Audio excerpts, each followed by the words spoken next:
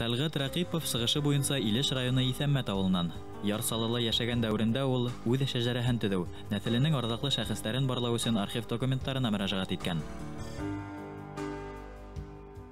Әткә безгә үзебезнең буынны, менә без сабанчы балалары, сабанчыдан алып, сутлап, менә сабанчыдан алып, сутлап китә торган безгә үзебезнең буыннарны һәрбер. Армиядан кайтуга әткәй иске шәҗәрә табып апатып биргән миңа, уйга бирде. Ул язылган русча происхождение рода сабанчы дип. Менә ул язылган. Менә шулай башлап киткән. Мин моны әкренләп утыра бош вакытта күчереп алдым. Бу шәҗәрәне эшләткән Ибәт дигән бай. Ул килгән Ахун ягыннан килгән. Ахун ул хәзерге Актаныш районының безнең белән границасы. Алар башкортлар. Башкорт ул. Безнең Карабаш күперенә килеп тегермән салган ул.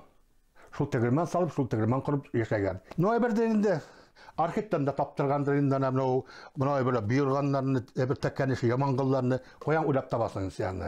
Архивтан актарткандыр ул, пожалуй, ул бай. Бик бай булган. Аның ул суырткычлар булган, аның шулай итеп мин моны күчереп алдым. Күчереп алдым да әкрен генә истей башладым инде. Ел сайын мин моны алдым, 74-тә күчереп алдым.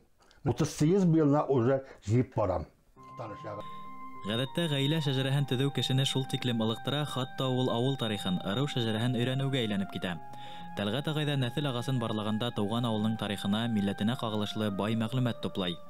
Иҫәммәт авылы кыргыз ырыуы, безнең авылда йөри башкортлары булга тиеш. И булар башкортлары булга тиеш. Чөнки алар да безнең өстә яшиләр, но алар минем шәҗәрәгә кермәгәннәр. Аларны кертә алмыйм мин, куяйм мин аны. Бик аларны керәсе килә монда, безнең теге тары башкорт булып яшәсәләр килә аларның. Үзегез белгәнчә, һәрбер авылда 3 төрле милләт яшәгән. Типтәр, мишәр, башкорт. Башкорт яшәгән, мул яшәгән, мишәр килеп җир сатып алган, хутыр булып яшәгәннәр алар. Типтәрләр уже аларның җире дә булмаган, алар шул башкортларга тегермәнче булып, көтеп, ялчы булып эшләгәннәр инде.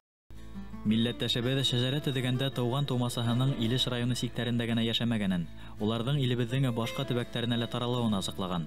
У замандың күпселек тугандары Татарстандың Мөслим, Актаныш, Аҙнақай райондарына һибелеп ултырған.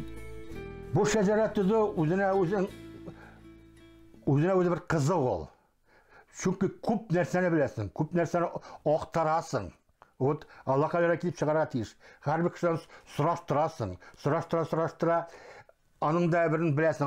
Ул кеше, например, сездән сорай микән мин, например. Ул үзенең дә кайгысын да шунда сөйләй, үләләр.